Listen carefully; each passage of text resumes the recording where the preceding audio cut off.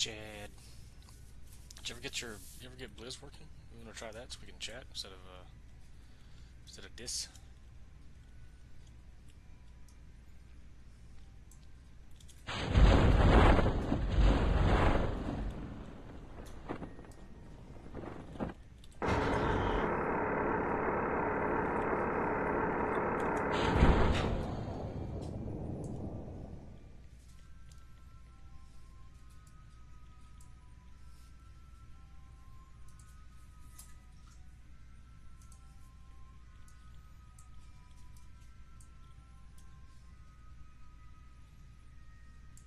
Super need those shoots to deploy.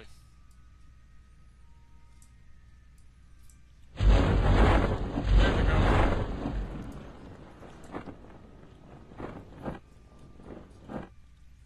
Why are we all cocked?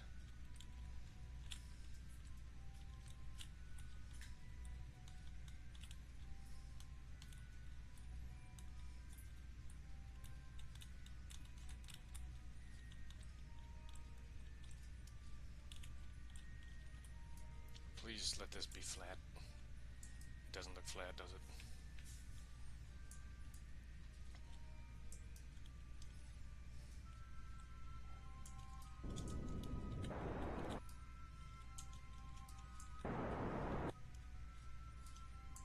It does not look flat at all.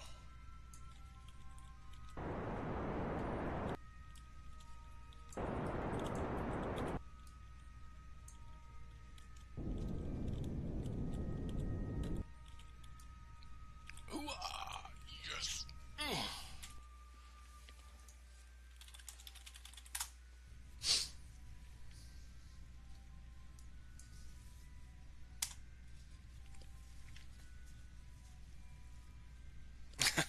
Whoops, sorry. All the science, give it. All the science. What can I do, Mystery Goo? Oh, because it's already done.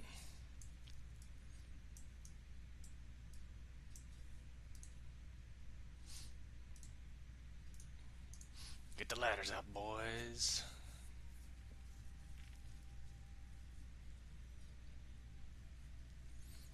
Ain't she a beauty?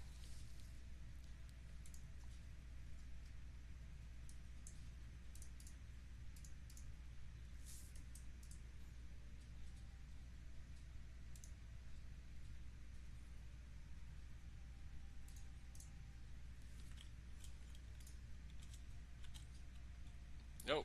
Ugh. Why? Get it up. What is this guy's name? Rafal. Telling you, dude, it's hard, but like you get into it and you're like, you get frustrated and you're learning and stuff, and then yeah, and then you get to a point and you're like, all right, I'm ready to do that again, and then you learn and it's cool.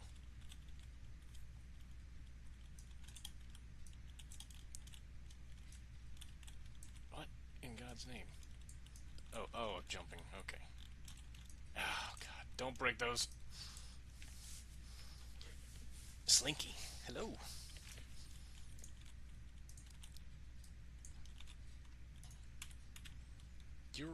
You're Mark, right? I'm sorry. Let's try this ascent again. Idiot. Mark's brother. Oh, okay. Hey. Oh, Matt, right?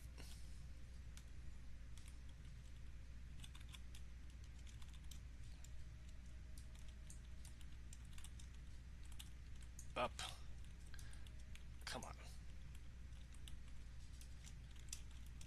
There we go. This was a bad place for the goo container. Yeah, I've heard a lot about you. It's good to finally talk to you. Actually, no, we have talked before. We played some Diablo, didn't we, with Mark?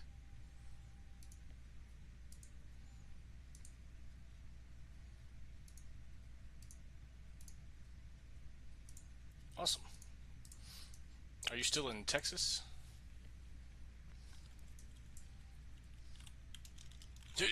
Oh, God. What is the gravity here?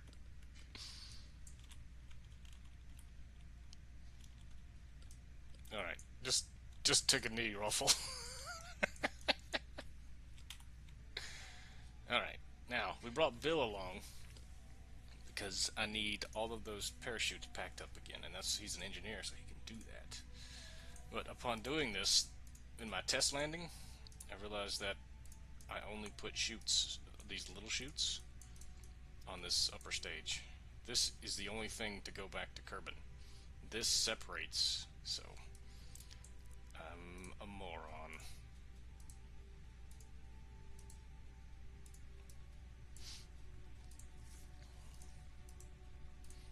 Repack, repack. I don't even know why I'm repacking those. I don't know. Maybe I can back this thing up into the atmosphere hole, but I don't know if I'm gonna have the Delta V to get there fully.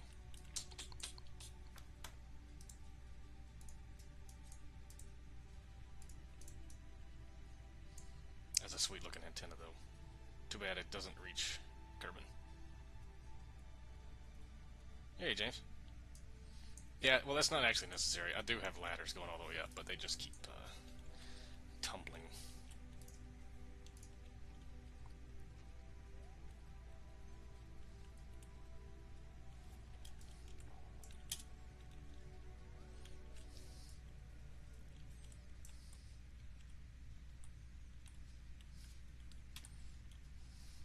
And the one, the only, Jebediah. Well, we may see what happens, James, because like I was telling them, this stage right here, the capsule and then all the science stuff, is the only thing that's supposed to go back to Kerbin. And these are the only tiny parachutes I put on there. I have all of these. I just put these on the wrong spot, and I can't move it. So I don't know what's gonna happen. Maybe I can get this whole thing into I don't know.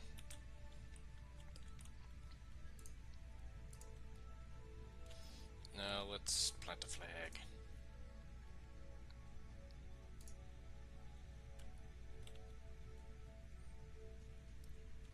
James, what words are we putting on this flag? To live here for time immemorial, and then I can come visit again later, maybe if I can actually figure out how to hit a spot. What words? It's up to you to come up with the quote.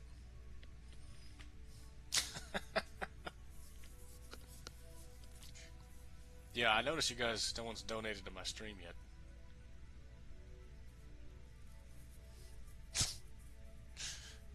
That's true. This is three dudes. Three dudes planted this flag together. Couldn't find Duna. We landed here instead. Okay. Now here's another issue. Planet Deep. The transfer window back to Kerbin is let's find out. Add. And transfer window, Sun, Duna. From Duna to Kerbin is 400 some odd days away.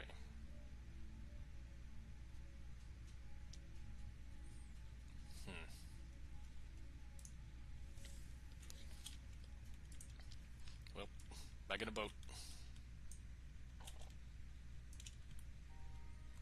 Rations, yeah. Plenty of snacks.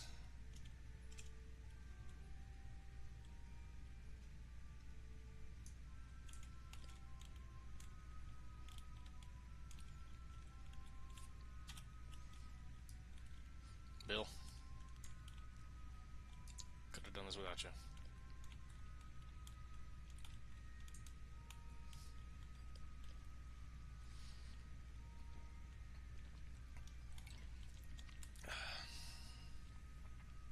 Is this Bill?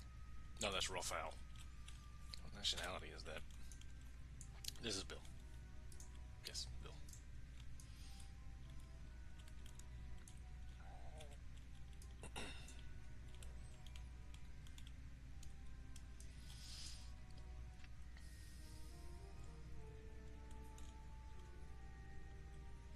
I don't even know how to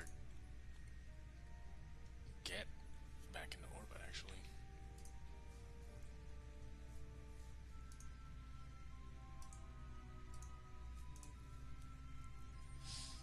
If I'm completely honest. Which way is doing a spin?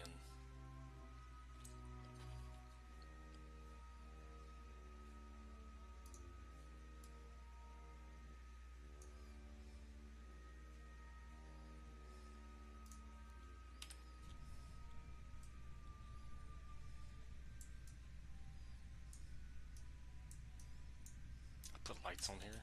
Good.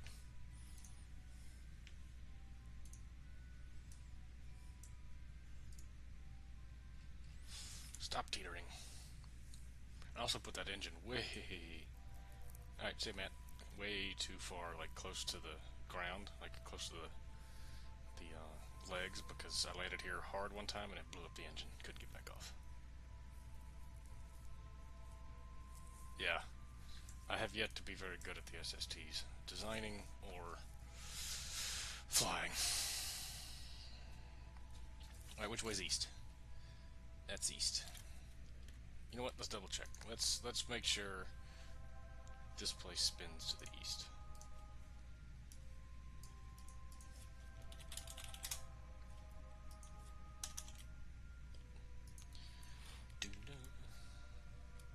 Mars analog.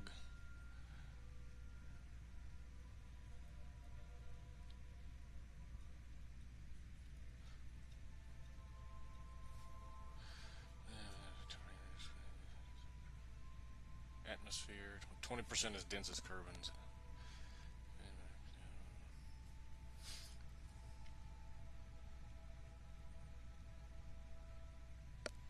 Orbital velocity. Escape velocity to 1300. Side reel rotational velocity. Hey, okay. Which way should I take off from Duna?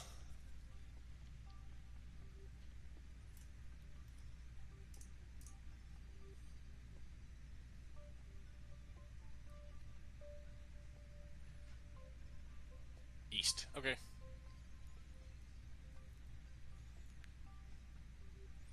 Duna's atmosphere is like 41,000, so... Alright, how much delta V do we have? Do we have nearly enough to even attempt to get back to Earth? Yes. Alright. So we'll go up, we'll spin a bit, and then we will turn towards east, which is here. Okay. Gravity relative Kerbin is 20%. Hey, it's Lester. Hey, James, get in here too. Hey, Les. Oh, you're not on. Yeah, how's it going? Hey, good. James, get in, Blizz, and you too, Chad. Oh yeah, you were. James.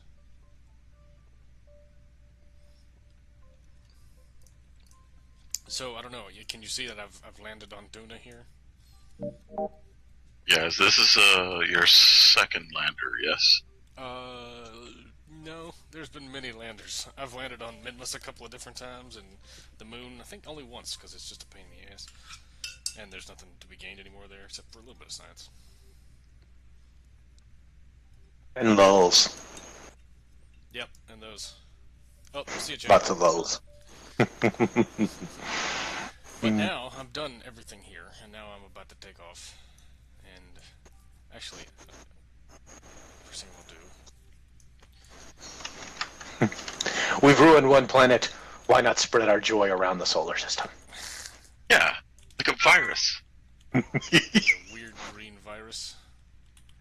I always think of that line from The Matrix, where Smith is talking to Neo, and it's like, oof. Shockingly true. Alright, there we go. By the way, Rofal, this guy right here, he is a Kerbin that I have rescued from around Minmus. I got a mission to rescue him. And I did. Actually, the special thing about him is I also had to bring home his pod, but I messed that up. So the first time I launched, I went over there and realized that I didn't put any a probe core on the grabber probe that I stowed in my SSTO.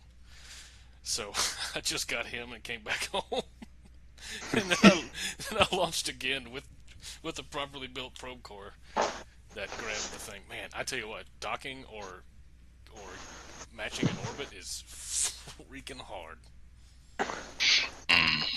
All right, we do have to fold this stuff up because atmosphere. How's the weather up your way, Lester? Can't complain too badly right now. Well, that's cool. 26 C's today. Oh, I don't even, that doesn't make any sense. I'll get a calculator real quick. Hold on. Up, going up. Oh, that's terrible. 79, 80-ish. Oh, yeah.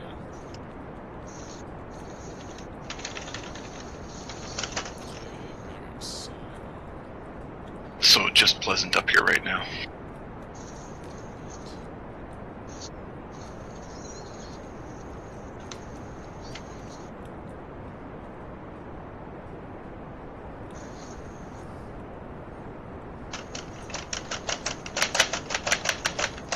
jeez.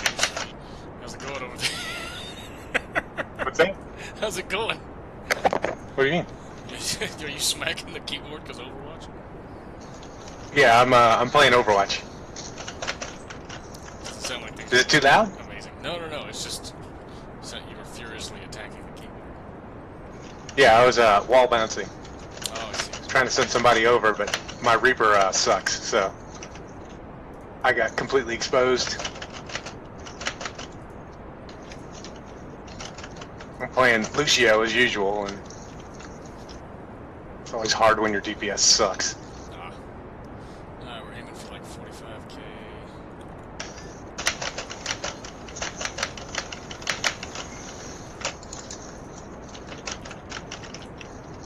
Good. Now we're just portrait the horizon.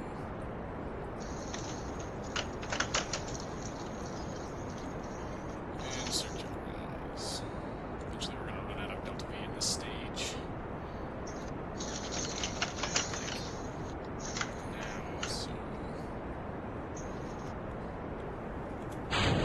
let those go. Let's bring up the ladders because I forgot. Whoops. Oh, that was a bit of a waste.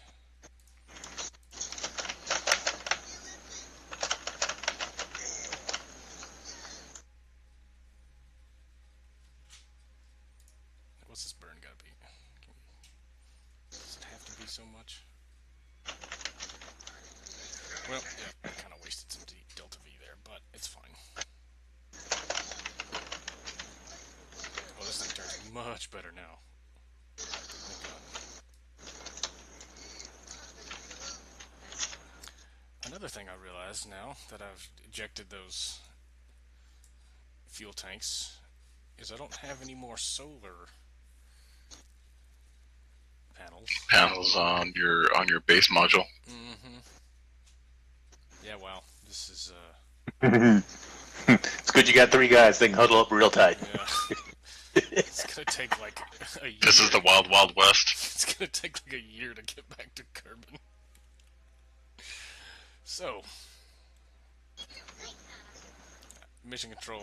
Shut it all down. Shut it down. Engineering's not smart, but they've learned a lot, to the chagrin of Jebediah, Raphael, and Bill.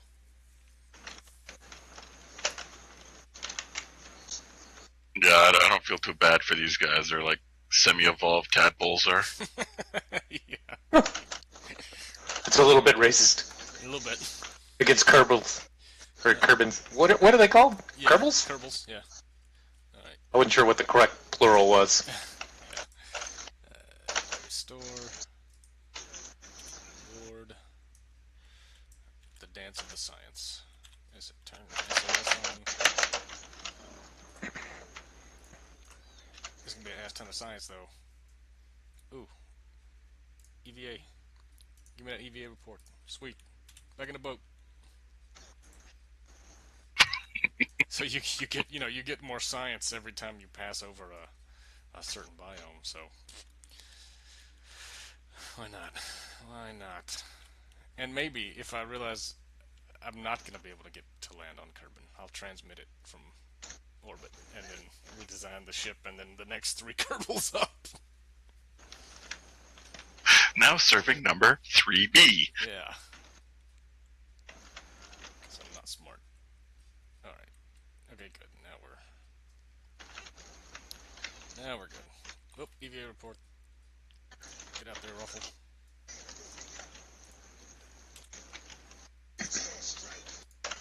Oh yeah, look at all that juicy science. Do your guys ever like freak out? Do you ever get one that has, mental issues? No. There are mods though. There's tons of mods for this, like a life support mod. Like you can't come up with a mission like this unless you can support the food, needs and space needs, and the like habitation needs of your guys. Interesting. GG.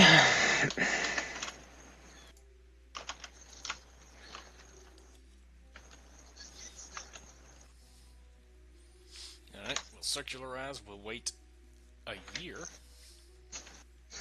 Actually, no, we'll circularize and then we'll see about the transfer numbers. Like, let's see if I have enough Delta V to get back.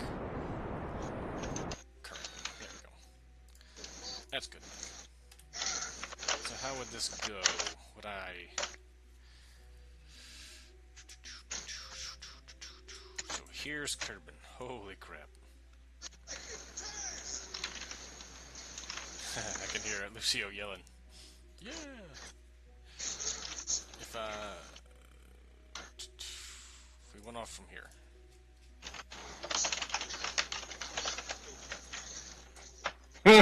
Silver lives is 3. 4. Ugh. Silver lives is 3? Ugh. Jesus. So that basically puts me into a Duna orbit, just around the suns. That obviously is not going to work. Surely we don't have to back up. And... Silver limbs is 4. No, I can't.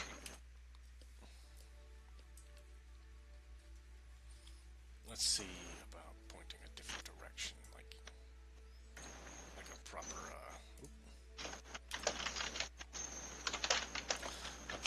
Oberth effect kind of thing, where I do it at the periaxis, where I'm going the fastest. Oh wait.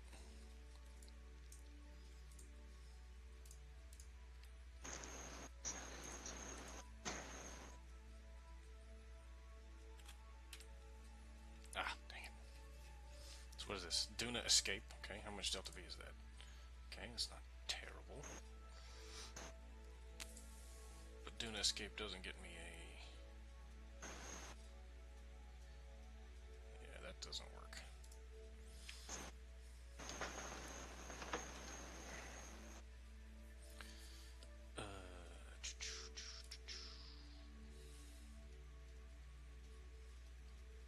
Dun, dun, dun, dun, dun, dun.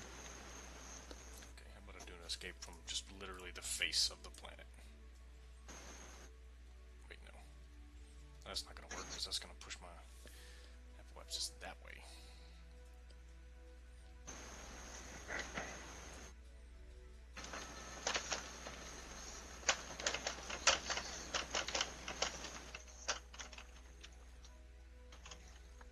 Jeez, how fast would I have to be going to catch Kerbin? That's not gonna work. Tell you what, let's do a quick save.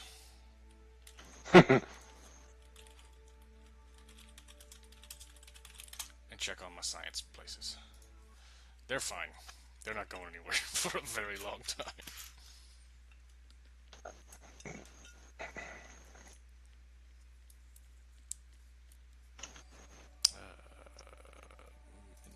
Minmus Science Station still up and running.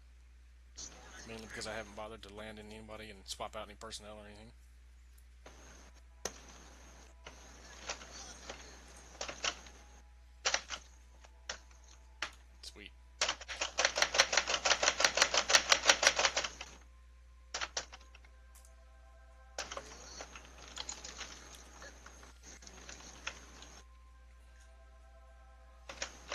Yeah, this is the one that I watched over the weekend here. Yeah. I'm not. There's no connection to the KSC right now. Yeah, it was the same problem you had in your video. You had to wait for it to come up over the horizon, Yeah. so you could aim your high gain at it. Yeah. You say high gain, but that's literally the shittiest antenna there is. So we'll just transmit it. We'll run out of power, but it's fine. Yep, completely out of power now. So the antenna named high gain is the worst one. Well, no. I mean, it's not named high gain, is it? Oh no, this is the Communitron 16. The high gain antenna is actually a relay antenna, so it's not really used for sending and receiving. It's used for like if I put some relay antennas on satellites around Kerbin, then it would be able to bounce off into the KSC. Pretty cool. And you can actually put satellites in geosynchronous orbit around, or sorry, geostationary orbit around Kerbin to help that also.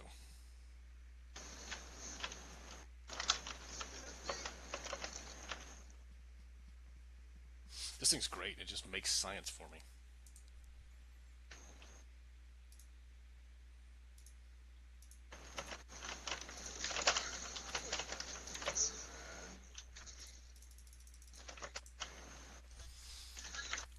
Six, 7.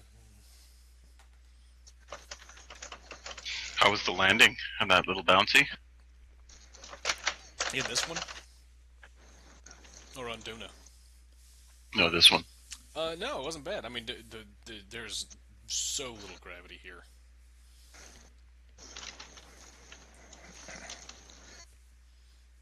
The staying here has been bouncy just because I tried to move it, but this thing weighs 3.5 tons, so mistake. Alright, I do have another scientist in orbit around Kerbin, also doing some science in a really shitty orbital station that I created. Is that the one you're trying to dock with in your video? Possibly. So right the orange sausage habitat. Yeah. Right now, let's see. Yeah, it has no SAS. Or no, it does. Let's turn the SAS on. It only has SAS now because I did manage to it. So this is a later attachment right here. It's huge solar panels and stuff. But I forgot to put a probe core on this thing, and I only have a scientist piloting it. So it just wobbled like in orbit the whole time. And also there was nothing for him to do because I said, okay, I'll dock a science guy onto him later. You know, why not? Of course, I did that, and then I forgot to put a docking port here, so I can't. Like that's a Terminator now. In addition, this is a docking port right here, but it just straight connects. Excuse me, to this fairing jobby. And this guy's actually full of fuel, which is great, but I can't actually dock to this to get the fuel out. So I'd have to come up here with some kind of grabber thing and refuel, because I can't cross-feed the fuel from here into here. So basically, this is just sitting here for now, for no good reason. Well, eventually, when just not to be wasteful, I'll get the fuel out somehow and then deorbit this thing. But yeah, this is the station for now. Not a lot of creativity here. But we do have science. Yes.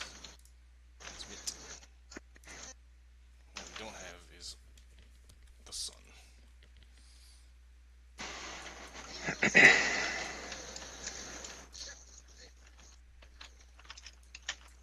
But those solar panels are awesome. There we go, see?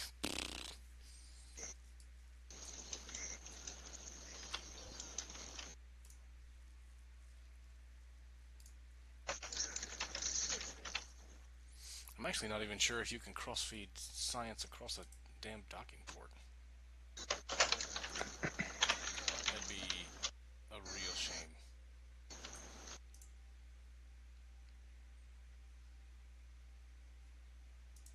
doesn't. It doesn't even look like I can. Son of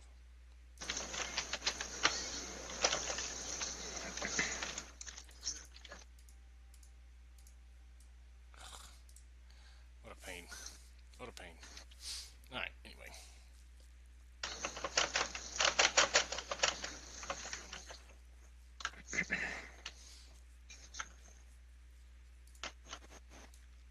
Still some things I can research before I buy the next upgrade of research station. Composites.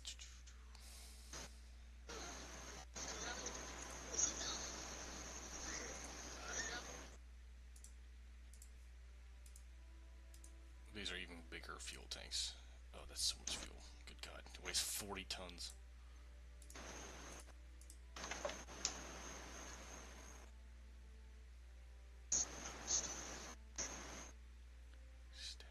It only has explosive force of 100, though.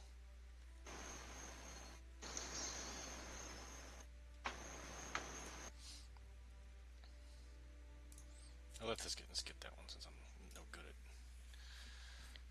All right. What's the clock on the transfer to Duna? 100 and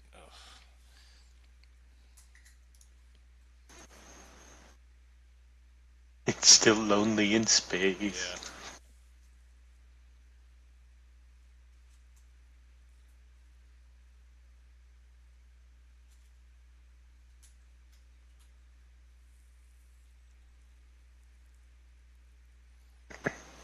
I'm assuming that far out they could still watch TV. It'd just be a couple hours delayed. Yeah. It's be delayed. All right. Just searching on the internet now. KSP.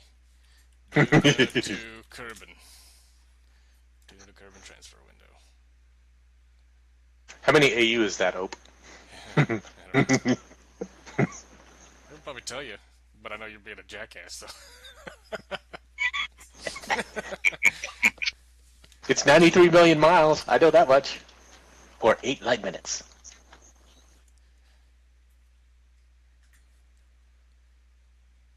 That's the only spacey thing I really know. 11 light minutes to the sun from Earth, right? Oh, it's 8 light minutes, I think. Yeah. Yeah, Earth to the sun. Because, like, Mars is like 1.5 AU. Ooh, I should set some delimijiggers. So, truly, you have to wait for. Where is it, Duna Lander? You have to wait for a transfer window. Like, you can't just power your way out of this. So let's check the flight engineer. Rendezvous with Kerbin. Right now my intercept angle is about as bad as it could possibly be. I think the phase angle needs to be at 45.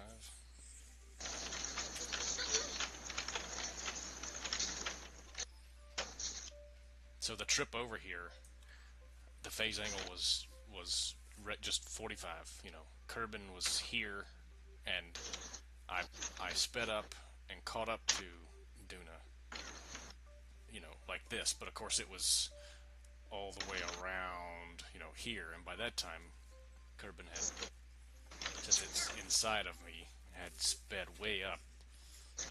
Let's just, oh, I can't warp faster than, oh, Jesus, they're never coming home. Yeah, it's gonna be a big, long orbit there, huh? Yeah. Hope they pack more than one book. Jeez.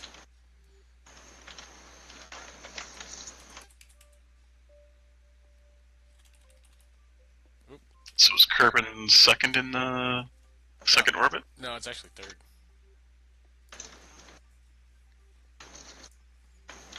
Very similar to the regular solar system. Let go. Yeah, but the masses are way off, right? Yeah. Like everything's like a sixth of Earth.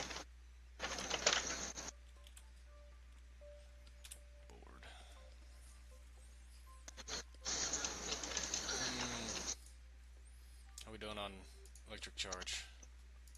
Could be better with solar panels. Do we need this out? No, we don't. Absolutely don't need that out. Damn, idiot.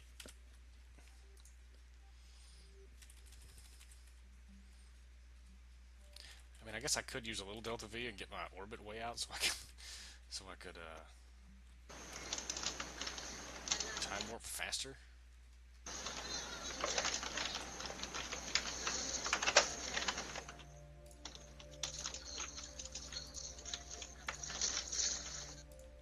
Is it because you have some low altitude objects in space? Yeah, well, no, it's just because I am at such a low altitude. I'm only at like 100 kilometers off the surface.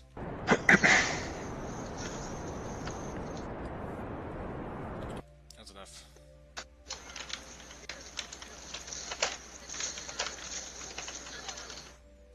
Oh, I was like, wait a minute, how am I getting electric charge back when the engine has an alternator? Duh.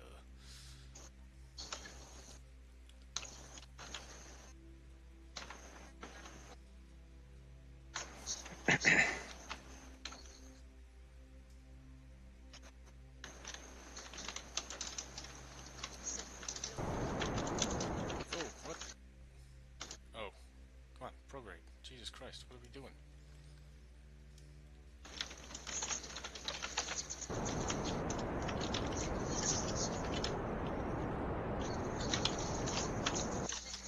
Maybe that'll help.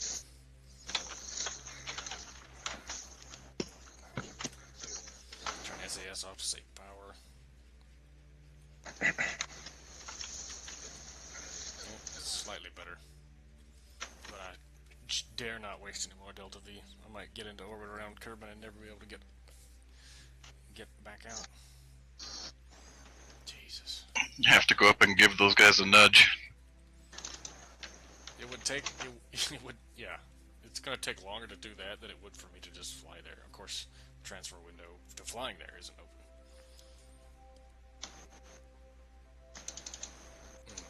This is boring now.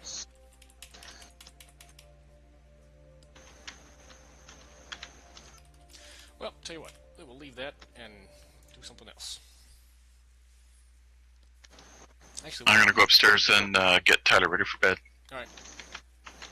Yep. I don't know what I'm thinking. I could just do that time warping from here.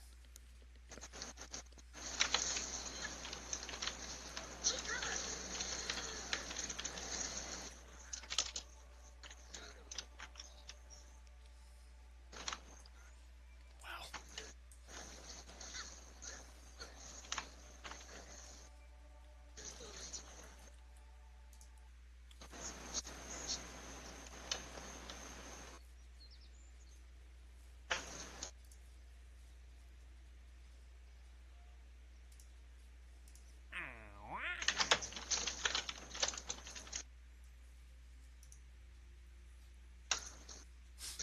Rescue Linfraud Kerman in orbit around Minmus. I'll happily rescue anyone named Linfraud. Recover Adfin and Adfin scrap from orbit of Duna.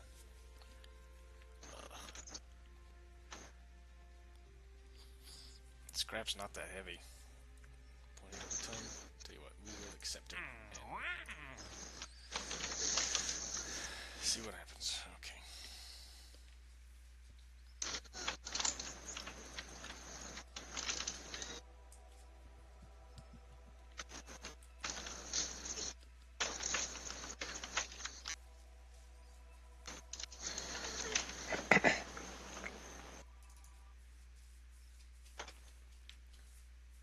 When are you coming up next, James? Well, I found out my boss is on vacation next week, so. But I'm probably free next weekend, so I might come up then. Cool. I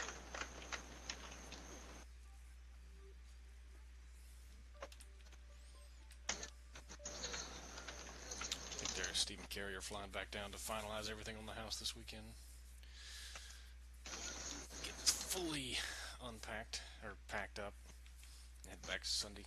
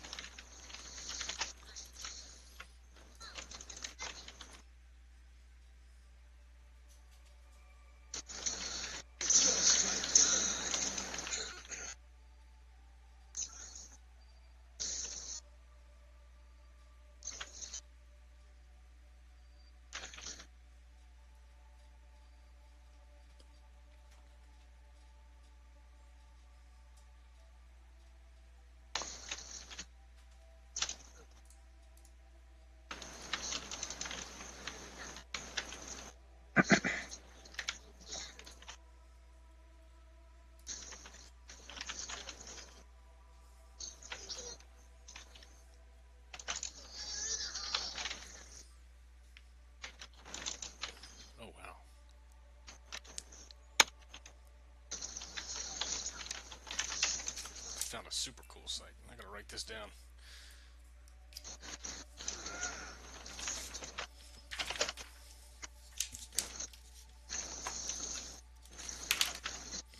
Phasing.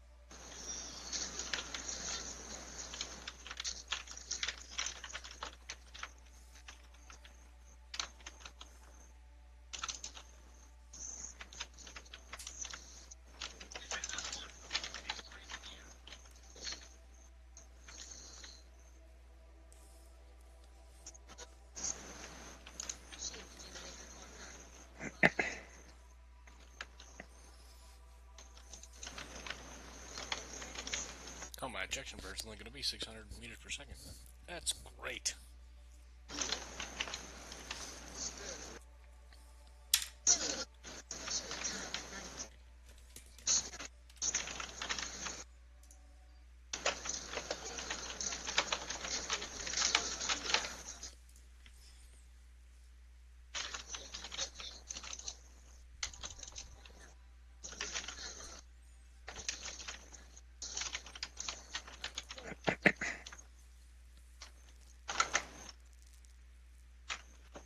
Doing work as Symmetra. Making people angry. You one click. Blah, blah, blah, blah, blah, blah.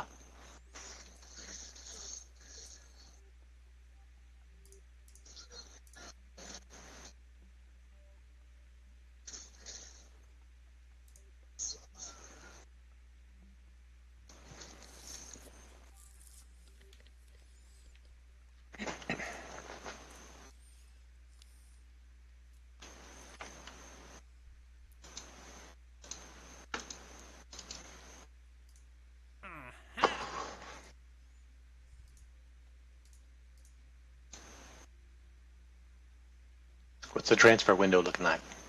No, I've moved on to something else. I lost a Kerbal that I was supposed to pick up in orbit. I didn't realize it had expired. Yeah. There's a dude still out there? Yeah. Holy shit. Somebody go pick him up. Test heat shield landed at Kerbin. Sweet. Do you run out of science projects as you finish out the research tree, or does it keep just randomly generating? Yeah, no. Well, you don't run out of. I don't think you run out of missions, but you do run out of science research projects. I got you. Roger that.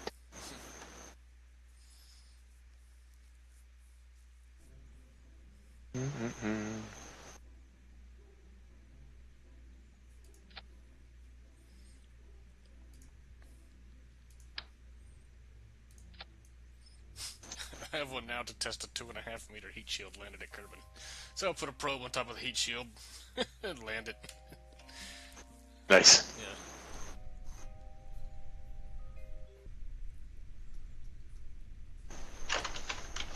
Run test.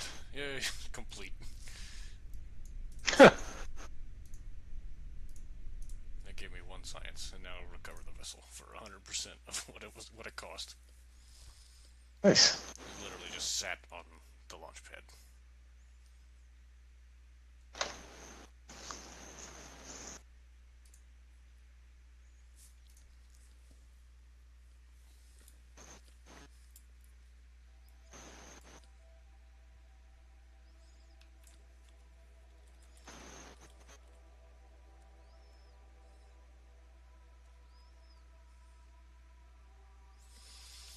Tick tock, go the Kerbals. Oh boy, it's gonna take forever. Waiting on Kerbin to catch up to me. Damn.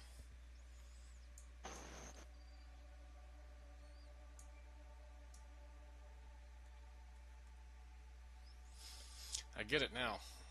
Either you can have like one mission going on and wait on it, or you can have like a bunch of different missions going on and kind of juggle them.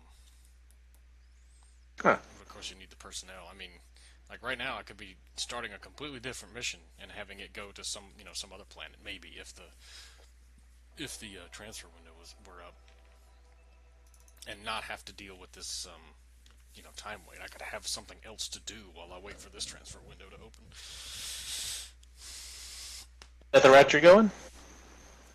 No, well, I mean, Multi-project. I need personnel. I get you.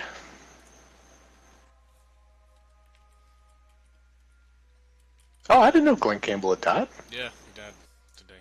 Today. At 81. That's a shame. Drew told me he when Brian Wilson lost his mind or kind of went crazy, he filled in at the Beach for the Beach Boys. I didn't know that. Yeah. I'll have to look that up. That's crazy. I'm looking at this picture of the DJ that's suing Taylor Swift that she's countersuing for $1. He's the one that said he grabbed her butt. Yeah. They've got this picture and it's like, it really does look like he's grabbing her butt. I mean, I don't know about his workplace, but in my workplace, you're not supposed to put your hands that low on a lady. You put it on the shoulder or something, and maybe the very upper back, but you don't want to touch anywhere lower than. So what's the story? Like They were doing like some photo shoot, and she said he grabbed her butt, and then like a meet and greet with the radio, because you're supposed to do that to get the DJs to play your stuff, kind of thing. And she said he grabbed her butt, and she complained to the station, and of course, I mean, she's big, so the station fired him.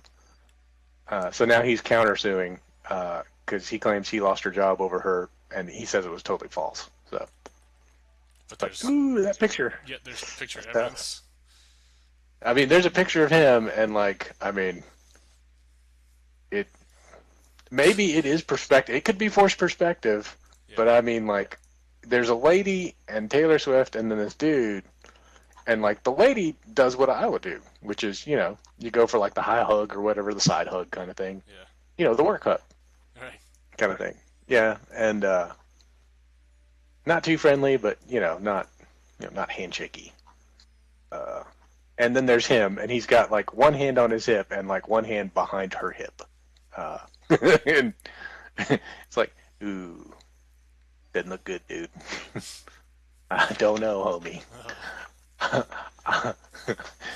People are dumb about this kind of stuff. I mean, like, talking with a guy, I can remember talking with Aunt Dot. I mean, she would let Uncle Steve know and be like, you can't be in that room by yourself with them young girls. That'd be crazy. So, you be watching. And he did. I mean, he knew it too. Yeah. He was always worried about that kind of stuff because, people crazy. So, yeah, it doesn't look like the guy did himself any favors. So that kind of makes me, I think a normal person like you or I would be careful. You're right. Yeah. Just has all the inklings of, uh-oh.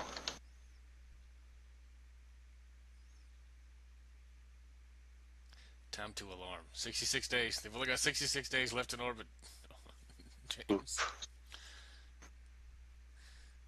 So it doesn't make you have to carry like food or water, does it? No. but there are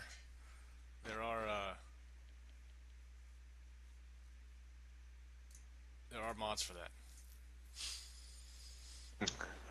400 days on these MREs. Oh my God. Just gonna open this hatch and end it all. Jeb's gonna need a nice break. A nice. So what's the total mission time there and back? Ooh, this one's been this has been a couple of years now. I had no idea I was getting into this. I didn't realize what I'd signed up for. 49 days left in 30, 20,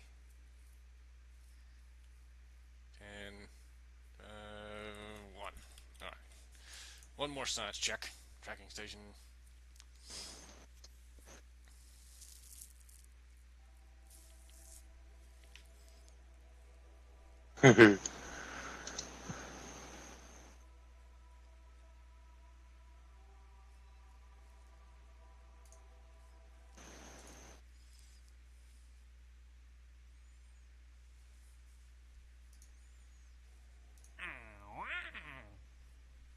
Positioned satellite in a Kolnaya orbit around Minmus. You ever heard of that?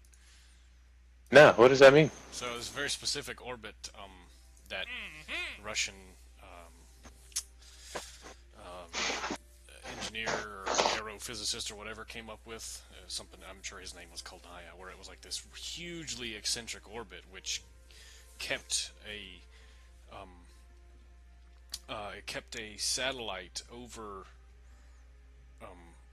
the greater part of northern Asia for as long as possible, because it would whip, because the periapsis would be like super low on the other side of the planet, but over Russia it would be super high, so it would have to climb like a long time to get to the apoapsis and stay, and you would need like three in alternating in that orbit to keep satellite coverage over. I don't know. I'm not doing it justice here, but you could always look it up. Huh. Sounds sciencey. Yep.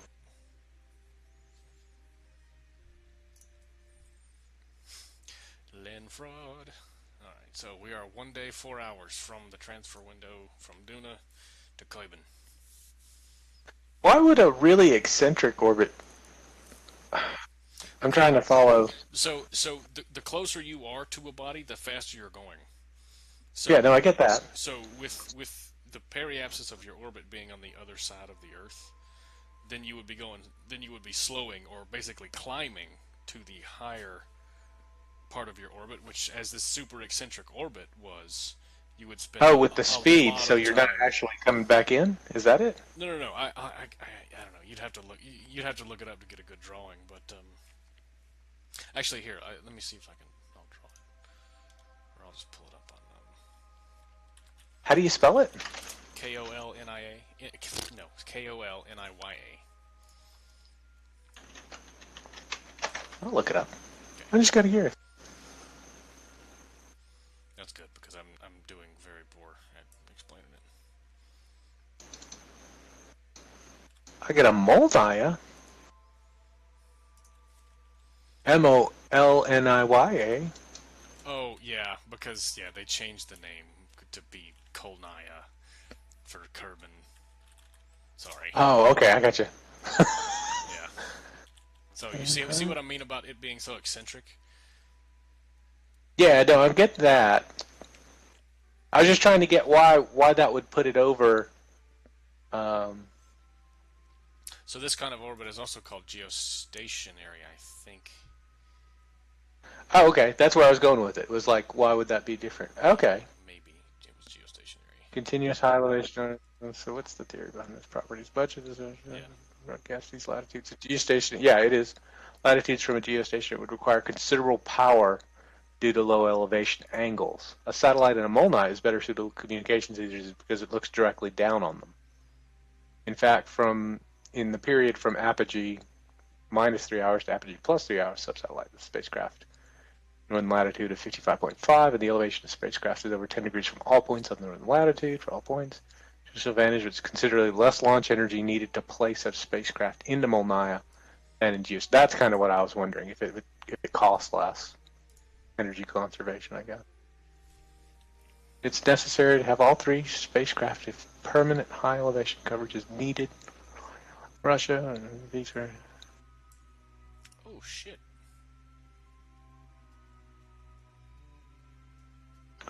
That does. Holy crap. Look at that. Can you see my... So I added... I found this webpage and I added a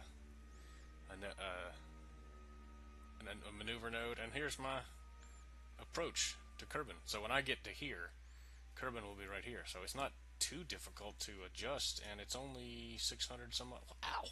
Wow! What a webpage! Holy shit! Now the issue is actually like fiddling with this thing until it...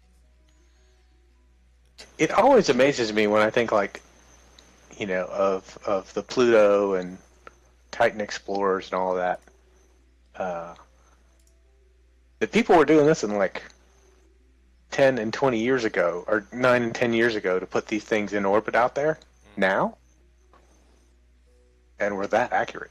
That's just amazing. Oh, yeah. I realize that there's a lot of people, but still, it's just crazy. Yeah. See, that's the best I can do right now. I think I may just want to eject like this and then adjust it later. That's not too terrible when you're talking about this distance. Closest approach, 650 kilometers. Oh, sorry, 650,000 kilometers in 227 days. Little difference. Yeah. Now, when you're doing an approach, are you always coming with the slingshot is always coming up behind the planet? Is that the best way? Well, check this out. So when I leave, so I'm going to be pointing this direction, right, and burning, but I'm going to be putting speed on such that I'm just leaving like backwards out of Duna's sphere of influence, only to be captured in this orbit by Kerbin. See?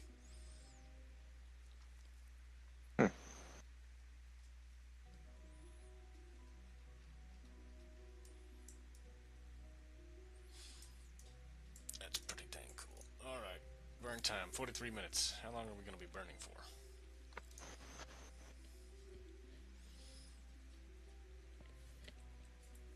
Let's kick this up a peg.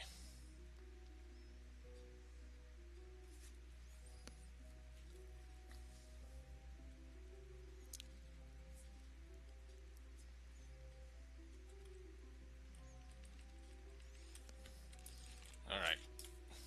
Let's do a quick save. Duna, Kerbin, transfer.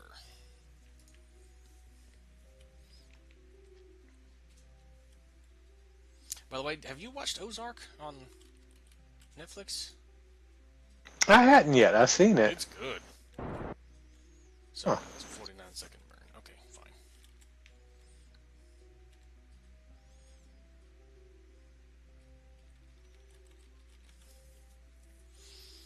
Burn it 25.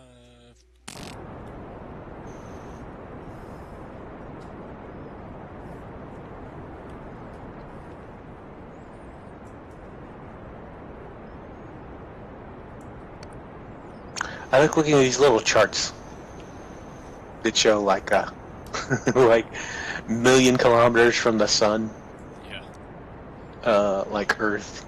You know, looks like two. They don't have a marker on it exactly, but it looks like 200ish. But it's the like here's 1 to 5 AU. Here's 5 to 10 AU. We run out to Jupiter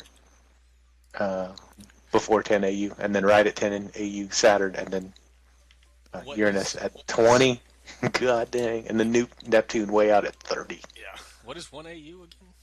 Is that one? About distance 93 from- million. Is that Yeah, distance it's one from Earth distance to from the sun? Earth to the sun. Yeah, okay. Mhm. That's what I thought. Yeah, they just decided to make that the Yeah. astronomical equivalent. Okay, so let's adjust this. Let's get out of this sphere of influence. Actually, let's don't. And the only reason I know all this is I was reading a little article about Voyager and how long it's going to take Voyager just to reach the outer edge of our Oort cloud at I think 120 AU. Answer is long, long from now. Alright, let's. Poop sock. No, damn it.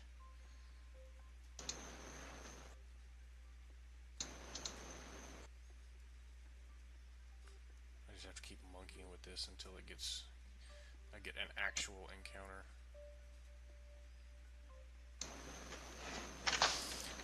But the further away I do it, the less fuel I have to spend doing it.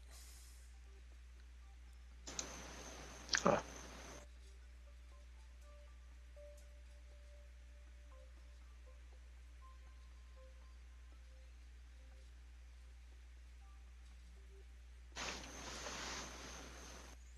What's the angle difference? 0.06? Can I get that down?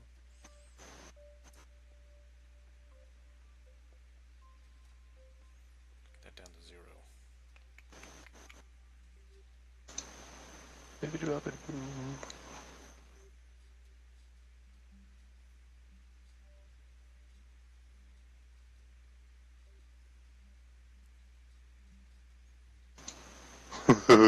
Columbus, Georgia, where people find out you shouldn't break into homes after dark. Oh, geez, an intruder gets shot. Oh, just once. God dang. Hmm.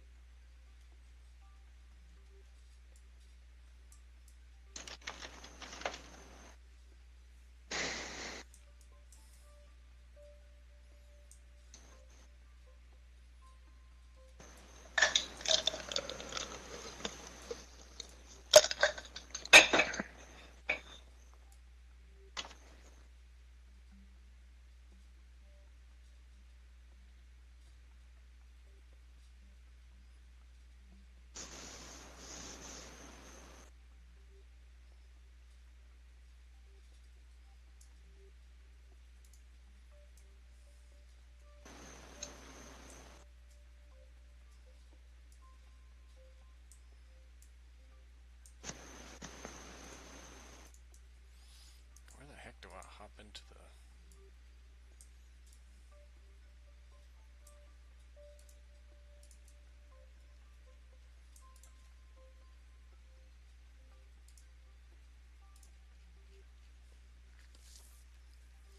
Screw it. Let's just go.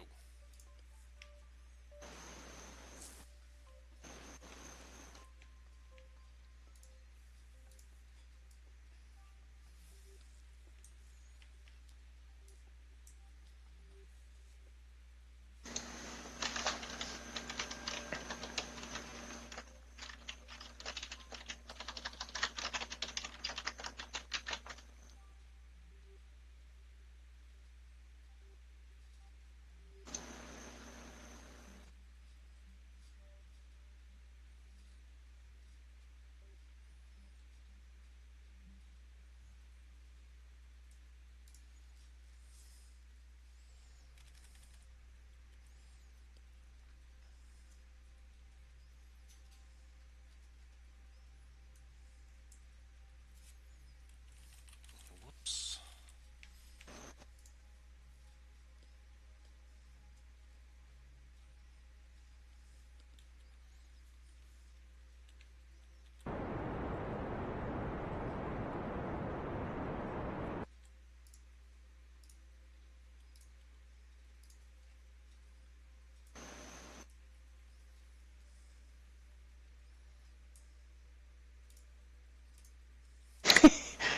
Have you read this letter from the 9-year-old applying for the planetary protection officer job at NASA?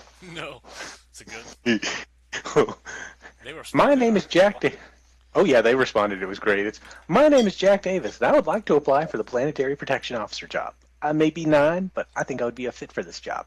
One of the reasons is my sister says I'm an alien, and also I have almost the same. I've seen almost all the space and alien movies that I could see. I've also seen the show Marvel Agents of Shield, and hope to see and hope to see the movie Men in Black. I'm great at video games. I'm young, so I can learn things like an alien.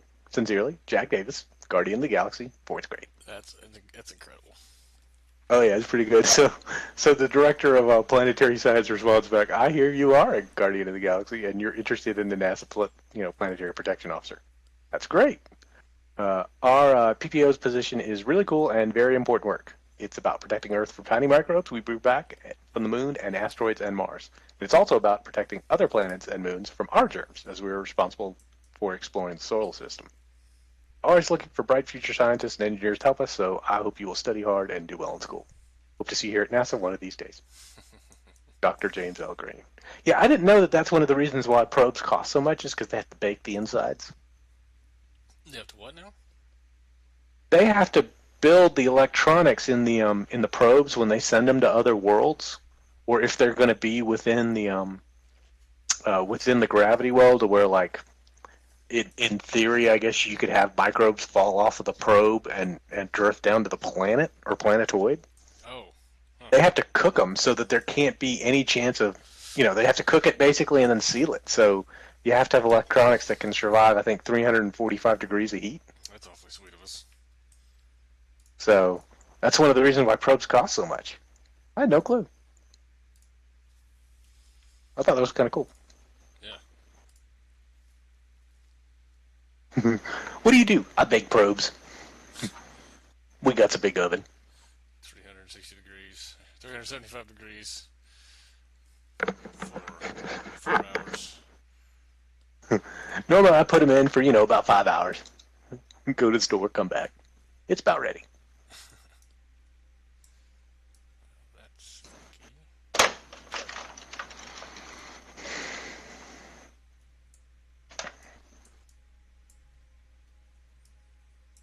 How's the transfer window looking?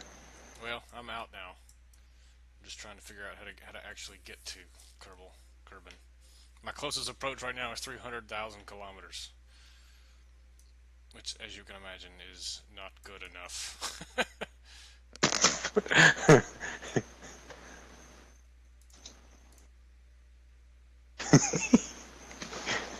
Hi! So close.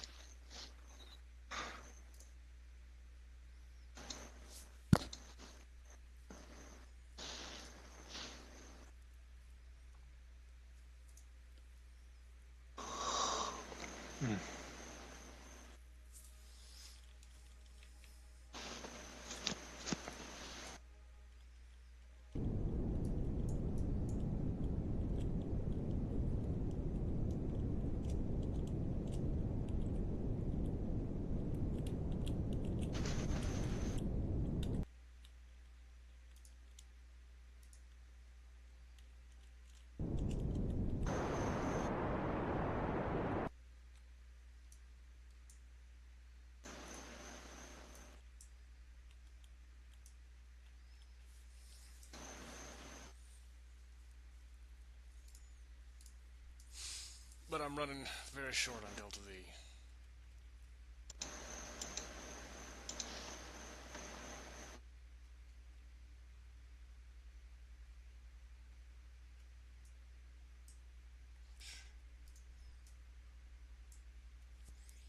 Very, very short. There's no way you could short time it, build a single probe to launch some fuel up there and dock with it. I don't know. Every time I put a maneuver node up here, my approach disappears for no reason I can figure out. Huh. Is it that tentative?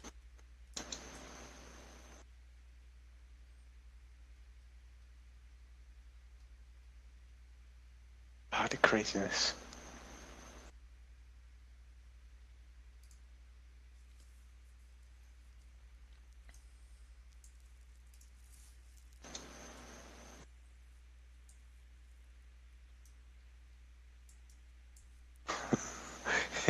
And on top of finding out I had to put that French drain in the house, it's been like raining constantly now, pretty much ever since they told me. Yeah. Like, God yeah. dang it. Son of a bitch. Yeah, it's been pretty gross here. Not catching any luck on that.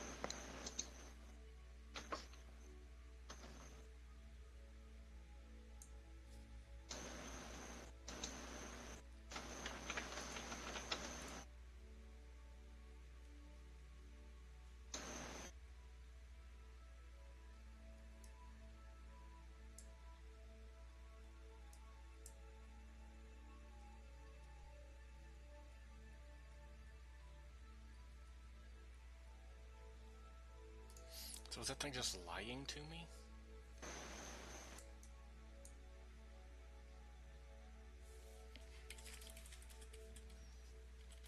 No. SAS off. Well, now we're out of power. Dope. Yeah, that is shitty. Oh, I see. I'll put a node in after the... Yeah, that wasn't smart.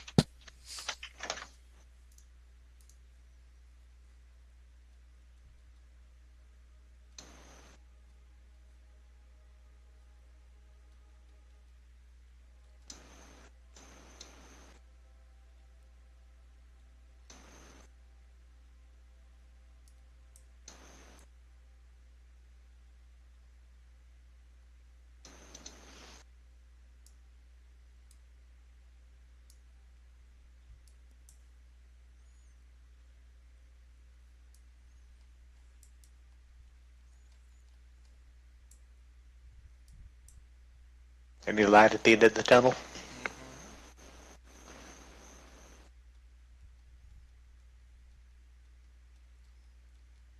It'd be sweet if I could get a gravity assist to help slow me down some.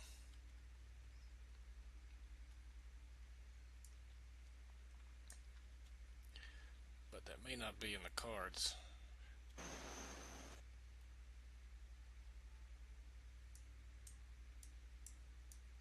So that's 87 kilometers, meters per second, leaving me a final total delta V of 630 left. And as fast as I'm gonna come flying in here, will I have enough to circularize? Doesn't seem like I will. Oh. So, what? Damn it. What the hell?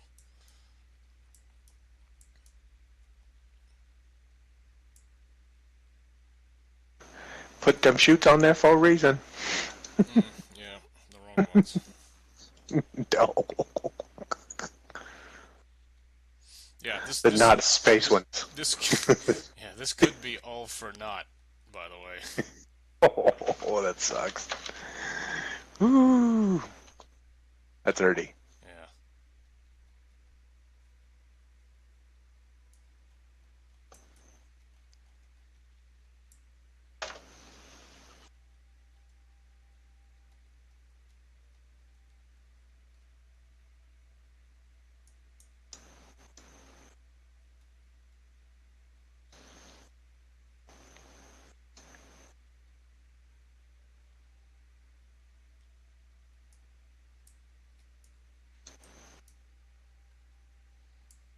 We'll come in there crooked as hell.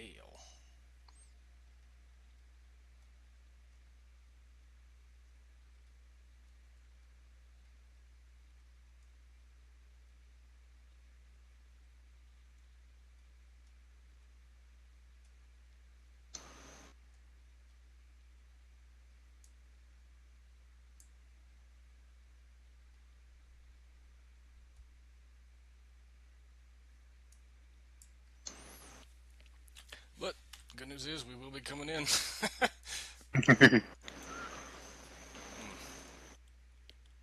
Like a bullet. Oh, I can't move the craft because I have no electric charge. Son of a bitch. So I have to burn to move.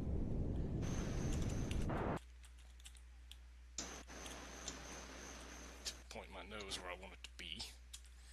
Boy, I'm an idiot.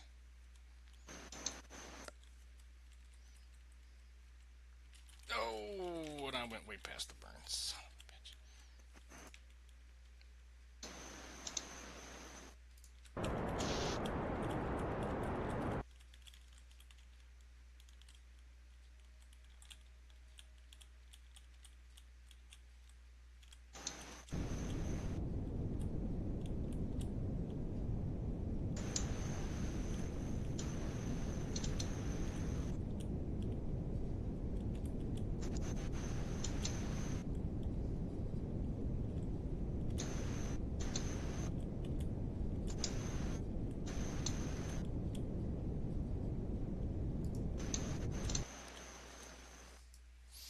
So, how awful is that?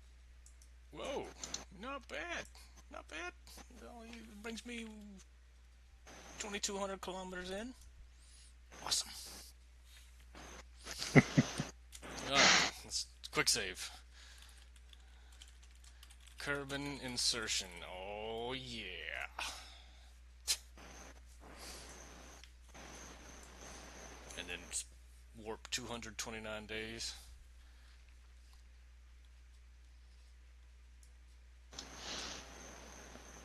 Actually, stop this work. Stop. What is the delta V requirement to circularize here? At the fastest point in my orbit. What's the bad news?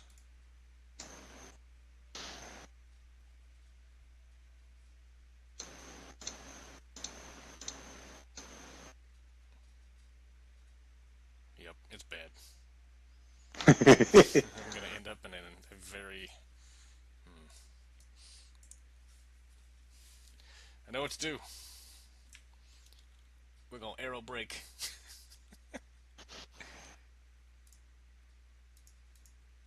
How good's that heat shield? Well, the thing is, I may be coming in on the engine and not the heat shield Huh. because of the parachute issue.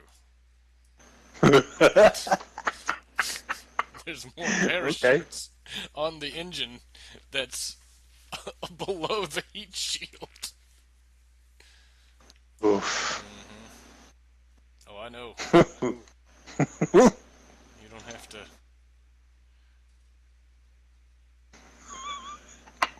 Engineering failed that day. They did not install solar panels on the craft itself. That's a bummer. Yeah.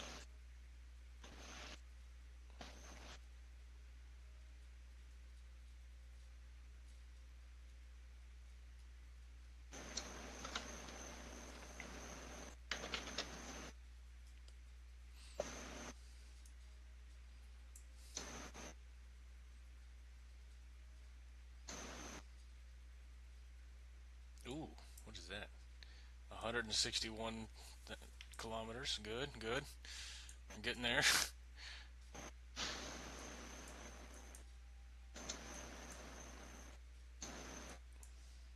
That's walkable.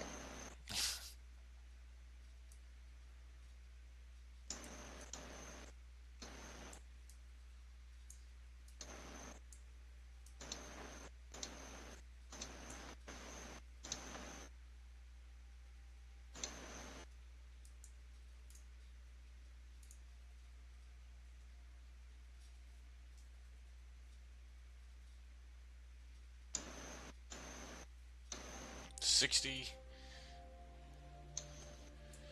60 kilometers.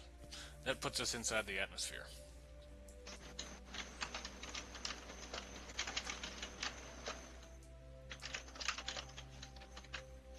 That's a start. Yep. Just worried it might be a finish too. Should we stay at 60? Our orbit differential is 7,200 meters per second.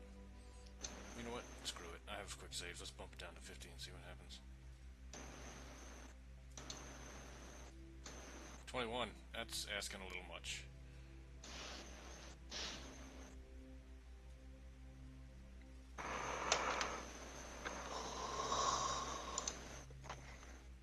Mm-hmm. 26? Yeah, fine. Fine.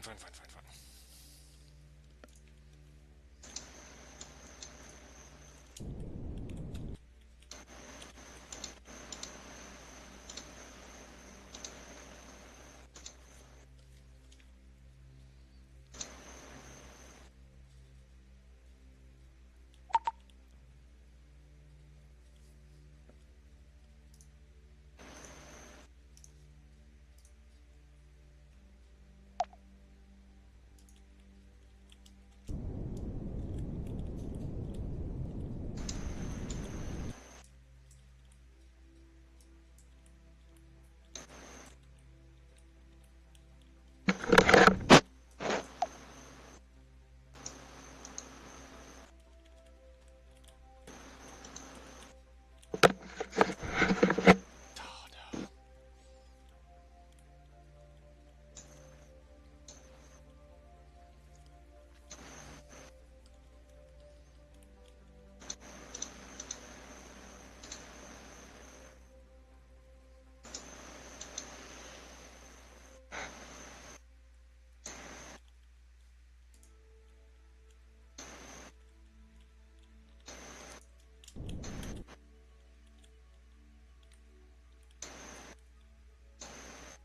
Boy, this would be a lot easier with SAS.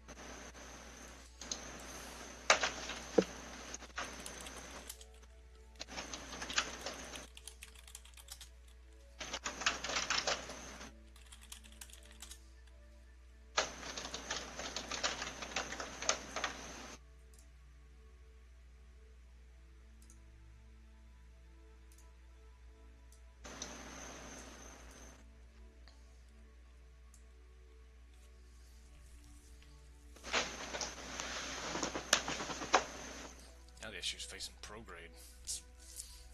I don't have the batteries to hold up SAS.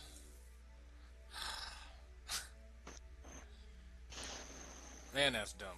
God.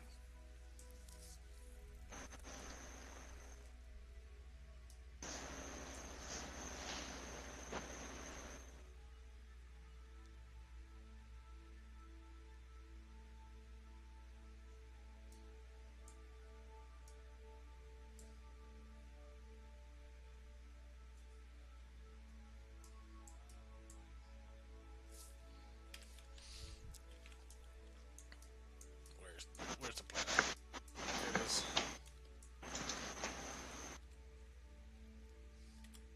Alright, James, you ready for re-entry? Sure. Let's kick this pig. Because it might be a luau.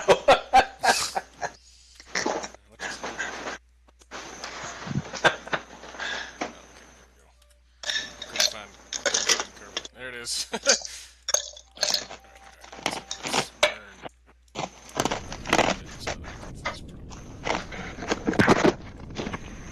have to use this friggin' rocket to steer. Yeah, the lights may break off. That's 100% fine. Let's close these doors. Drag down the hatches, boys. Yeah.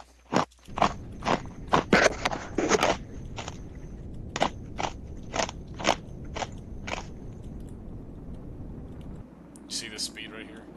That's the key.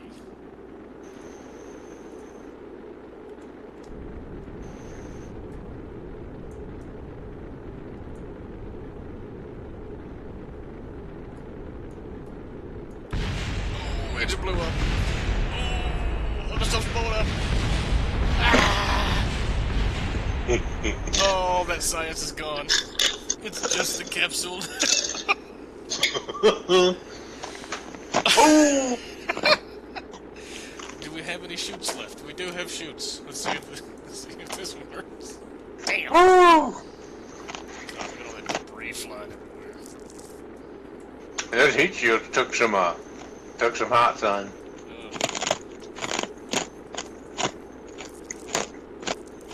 Well, we know this would get us into orbit now. We just have to figure out some way to do it a little more gently.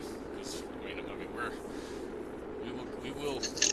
Well, yeah, it's totally worked except for all the explosions.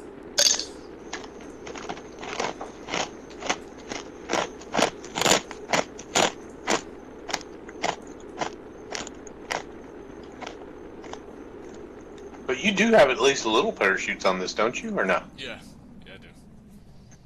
These guys.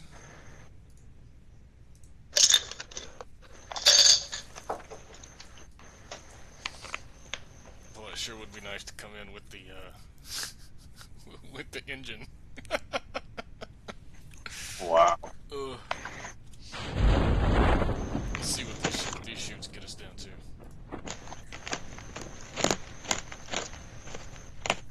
They're going to deploy at about 2,500.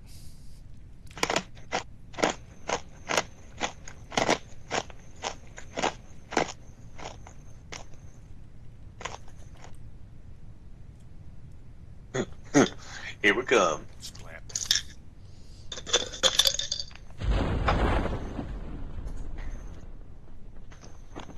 Yep, that's too fast. Everyone dies. Let's watch.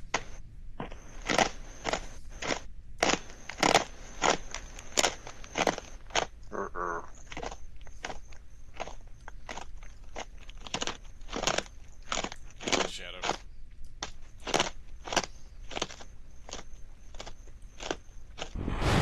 Oh, wow.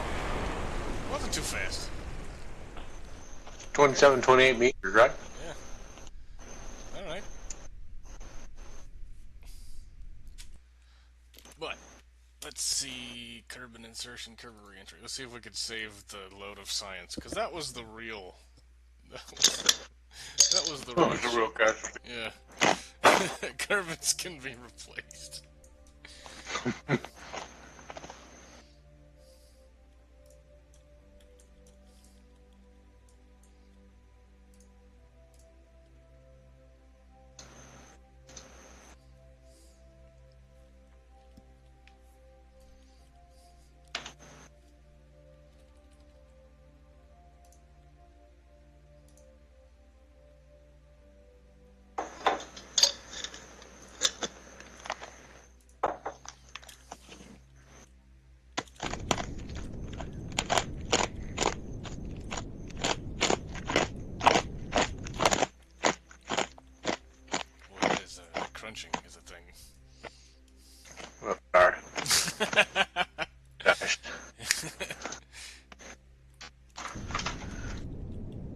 base jump. Alright, 40,000. How about that? Go. Jesus Christ.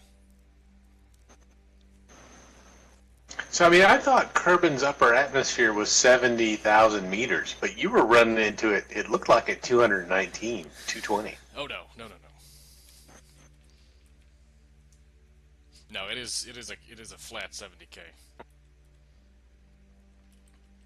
Okay.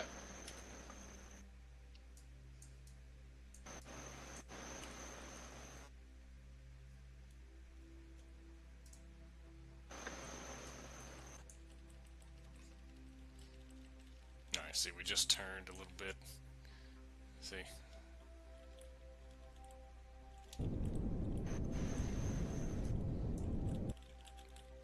Let's just...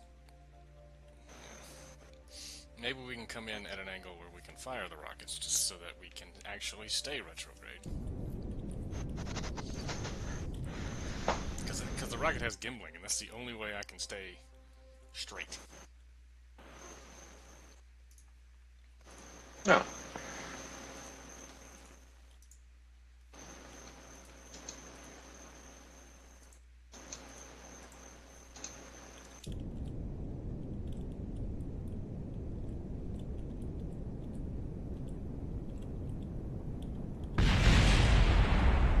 Fine, it's fine. That's not fine.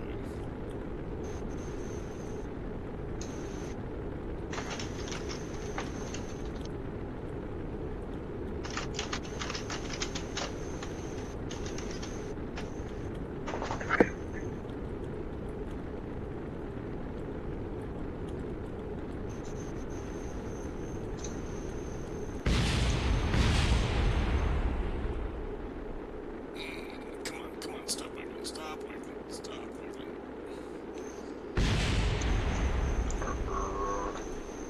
That's enough wiggling. Just stay aerodynamically totally fine here. Ooh. We're coming down.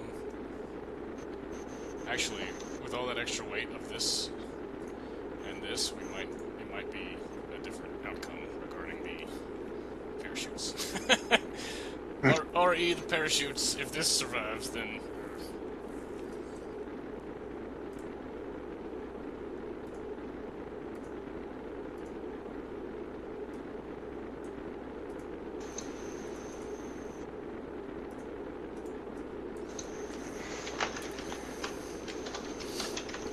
But this is okay.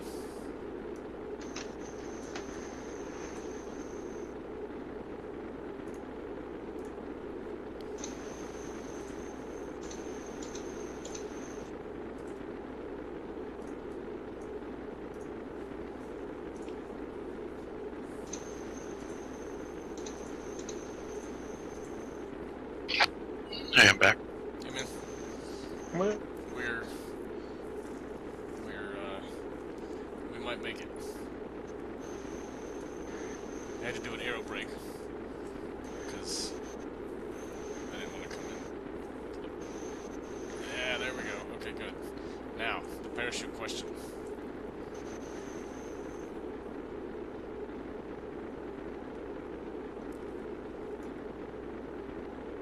God, I need a drink. This game makes me sweat. I just sit here and sweat my ass off playing this.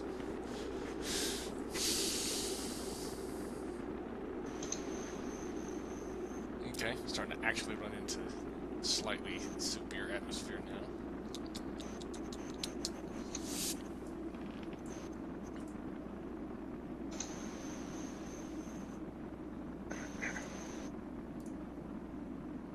Our little Kerbal boys don't look like they're cheering too hard right now. It's because they know the parachute question is a serious one.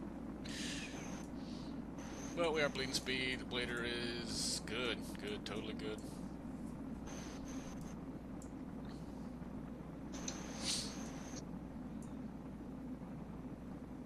We have plenty of time to lose speed. We are actually, the apoapsis is where we are now, so we are actually going to touch down somewhere.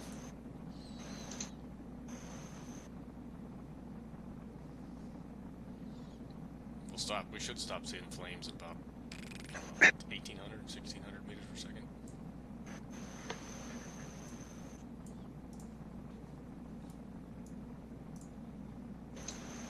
One thing we can do is shed weight is to jettison heat shield once we've got the parachutes open. But what does this say way on there?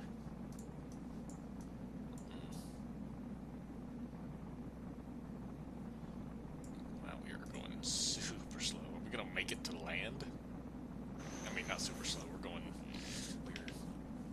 deaccelerating super slowly.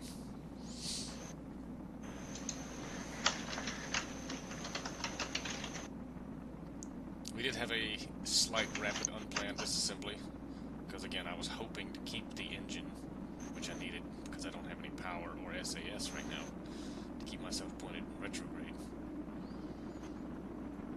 But I kept it around for just long enough to stay retrograde with this, because I don't have any control over the ship right now. Oh, we're just dead sticking it. Yeah. So it's just the aerodynamic forces that's causing it to face this direction.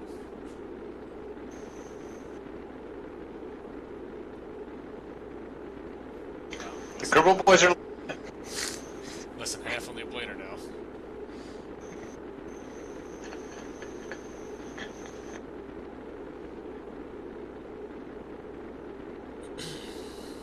You must be putting on a hell of a ground show. God, I mean, we've streaked damn near this entire ocean, and it looks like we might end up on land. By the way, is that the KSC right there? Did I somehow accidentally? No, it's not. No, we're going north. We came in a little winter shins.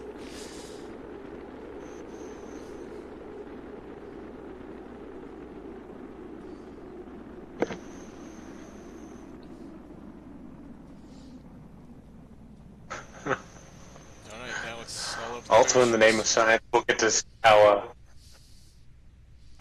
We'll see how highly rated these space tappers are when those parachutes deploy or not. Alright, parachutes are out. They will deploy fully at 2,500 meters altitude. And then that's what point we're going to see what the surface speed is. We think we can survive 25 meters per second. God, what a jolt that would be. Ooh, more science.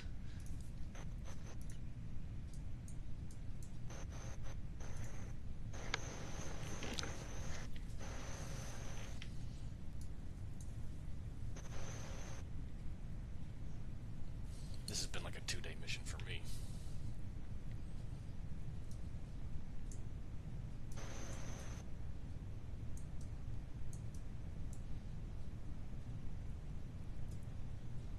Speed's going down pretty well.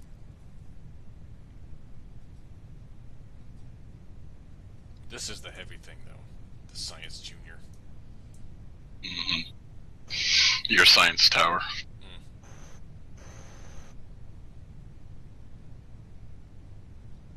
Okay, we're approaching full shoot deployment.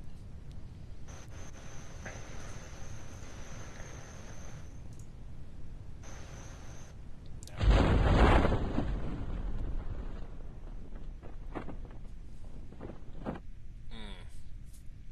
9 meters per second. Jettison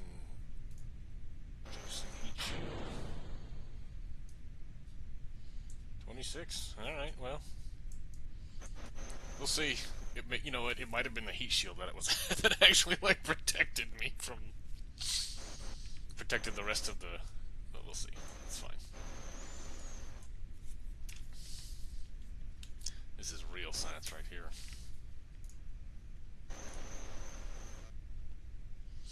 Hey, there you go, 25. Yeah.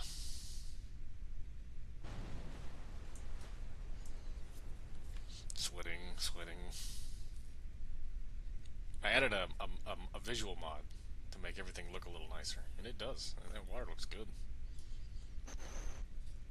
Horizon looks good. Alright, let's close all these windows.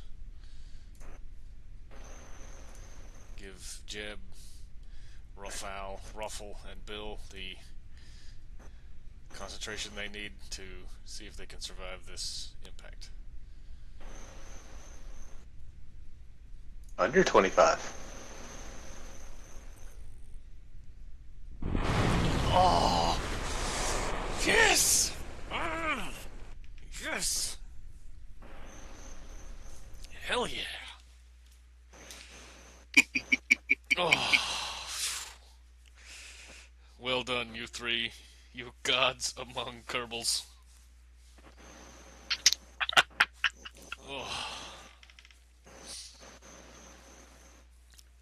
3,800 science brought back. Nice. That is significant.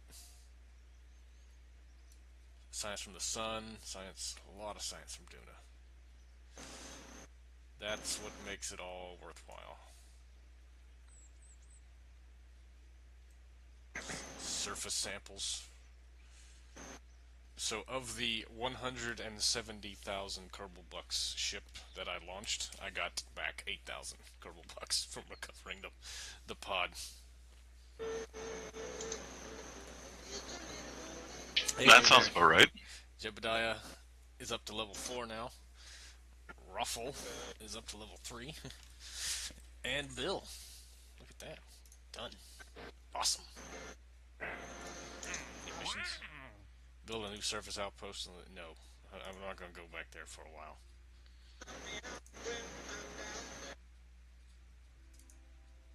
Test the hammer solid fuel. Really? Conduct atmosphere surveys of Kerbin near Scott's mistake. Oh, that's one of those. Excuse me. Dang. Alright, science. I do want hypersonic flight. That's important.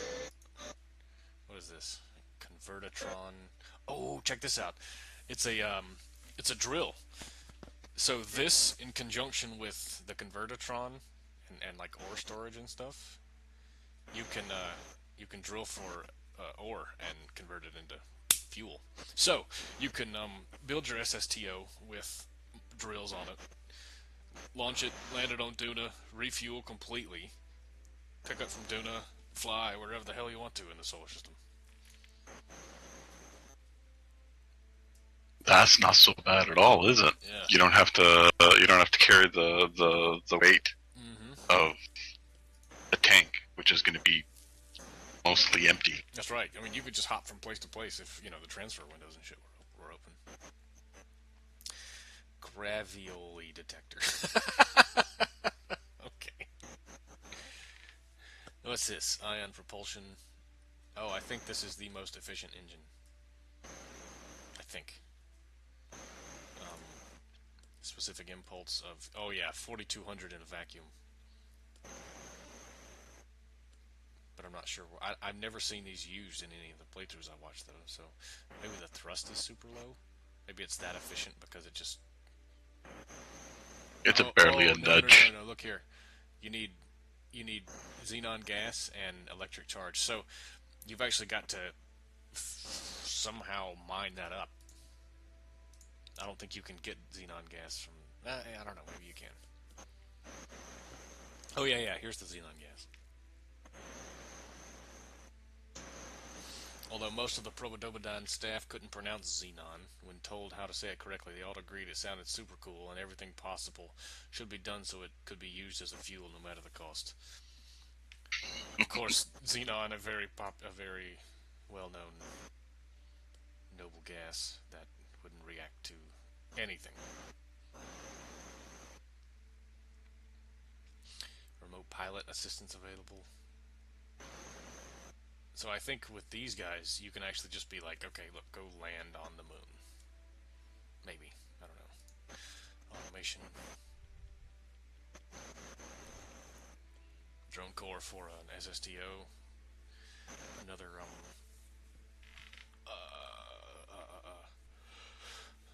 direct antenna. Oh, the best direct antenna. Jesus. But it requires 200 charge per second. Jeez. The best relay antenna, I think.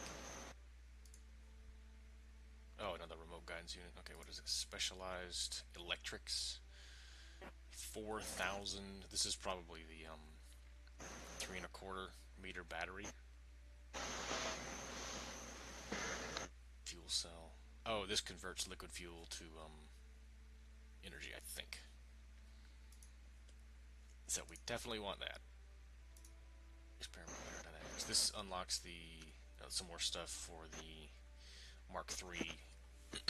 I think this is the 3¼ meter SSTO parts. I really want that just because it looks cool. Heavy rocketry. Actually, you know what? This would unlock a ton as far as SSTO stuff.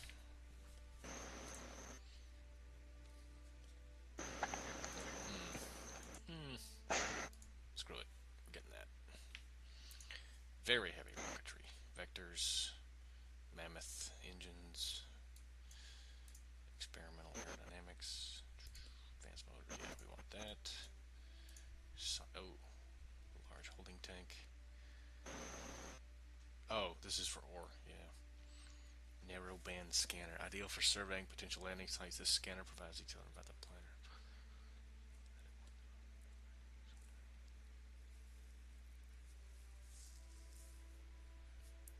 Huh. Scanning mode, surface, scanning resource, ore. Ion propulsion, not interested.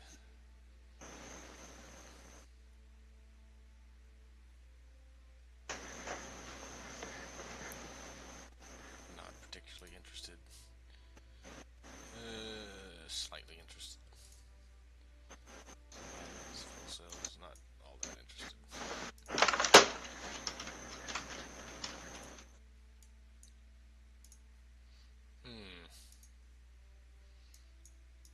This looks like a fart, like the image for a fart.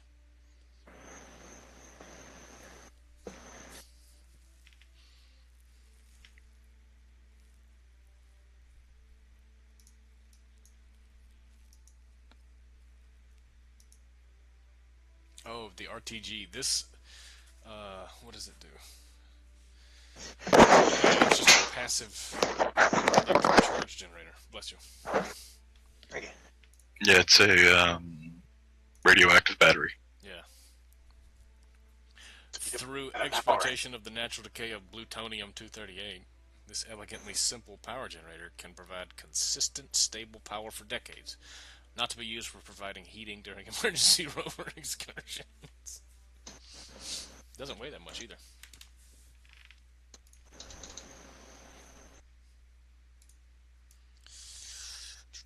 So what else looked interesting? Do we want to, how much is that? God, that's a lot. Oh, I want to show you this thing I designed. Yeah, we're gonna grab this. So I wanted to put a scanning satellite into polar orbit because, you know, if you're in a polar orbit, eventually you'll be able to see the entire surface of whatever you're orbiting, right? So I did that, but I was like, all right, I wanted to look cool. So, Polar Relay Surveyor. So I'll kind of like, I'll put a docking port on the bottom of it, and then I'll put a docking port on the side, and then I will put a bolt, you know, explosive bolt on the side right here, so that I could, so basically the rest of the rocket, so there's no connectors on this guy, so the rest of the rocket connected out from here and then down and then across, and then, you know, I added struts all over here so it was safe, and here was the rest of the rocket. But and I was like, oh yeah, that's gonna look awesome. But when I got it into orbit, I forgot to put monopropellant on this guy because I wanted to connect this bit right here to just make it look different. So, but I dumb. Actually, no, I take that back. There is monopropellant. There is SAS engines on it, RCS engines, but no actual fuel. So, not smart, Hope. Not smart. Nope. And That does look kind of cool. It does. It really does look. It looks very CIA. Gonna snoop your. Yeah. Gonna steal all your datas. That's what I was hoping, but swing and a miss. I think this is my first use of these girder kind of jobbies. Pretty cool. Of course, that ring would kind of mar the look a little bit, but I wasn't sure. I couldn't connect this thing to anything else. So yeah, it doesn't do much. I guess it could relay if I don't know if I was barely outside of Kerbin's sphere of influence. I needed to, and this thing works. Toggle overlay, so you can see. Different color. This is a heat map of like the ore on the planet. So it's in higher concentrations in the green, I think, and lower in the orange. Oh yeah.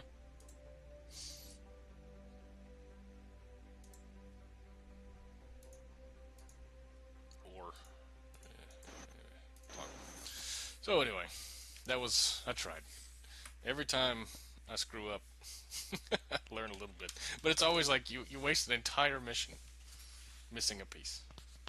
Missing one piece, maybe. Just RCS fuel. That's it. So what's left after the surface outpost on Duna? I do not want to do that. I do need to get some of these things done before they cancel them. Like I should pick up Linfraud Kerman, who is stranded in orbit around Minmus. Actually, I need to go. Sarah's having PC problems. We might have to rebuild her an entirely new PC soon. But this was super fun. Thanks y'all for hanging out. No problem. Thanks for showing